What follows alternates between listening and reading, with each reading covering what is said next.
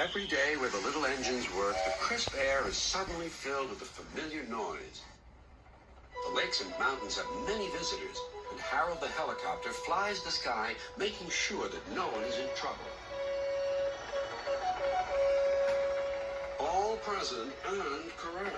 Time to return to base. Then Harold noticed something.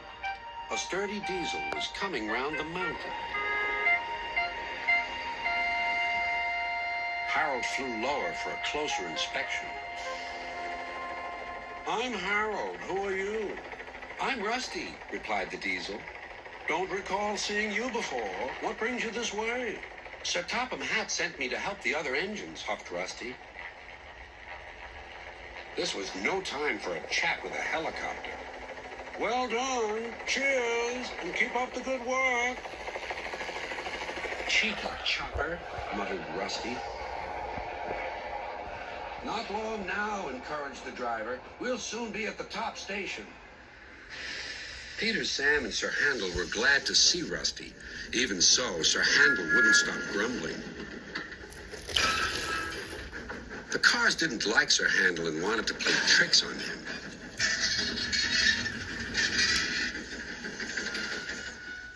"No one understands our feelings," sympathized Gordon. "Now, if you were ill, you couldn't shunt cars, could you?" "Good idea," replied Sir Handel. "I'll try it." He did so next morning.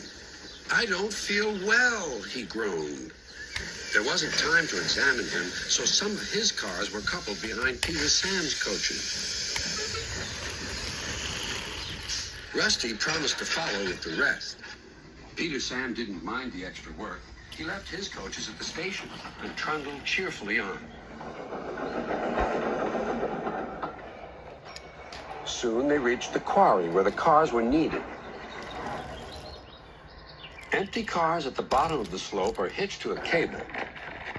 Loaded ones at the top are hitched to another. By their weight, loaded cars run down the steep slope, pulling the empty ones up.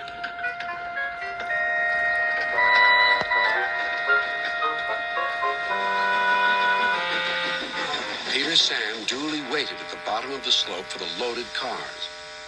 He never bumped cars unless they misbehaved. But the loaded cars couldn't see him properly. They thought he was Sir Handel. Their chance for trickery had come. "Faster! Faster!" they yelled. "No, no!" wailed the empty cars. "It's Peter Sam!" But it was no use. "Hurrah! Hurrah!" roared the cars. Peter Sam shut his eye.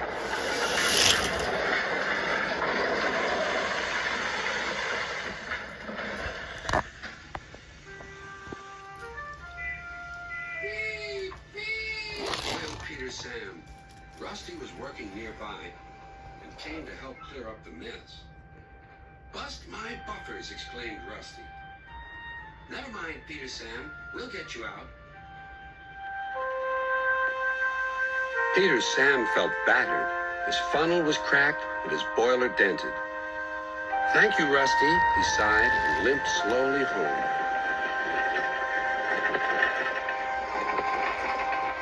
"I'm sorry about your accident," said Sir Handel. "I always stand well back. Cars don't like me. Why didn't you warn me?" "I didn't think." "You never do. You can start thinking now while you're doing Peter Sam's work as well as your own. That'll teach you to pretend you are ill." Sir Handel did start thinking about Gordon. When the wreckage was cleared away, Rusty set off along the line.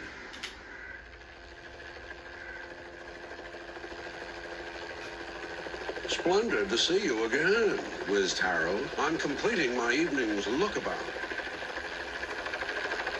"Well done. Cheers, and keep up the good work." And the little diesel purred back home.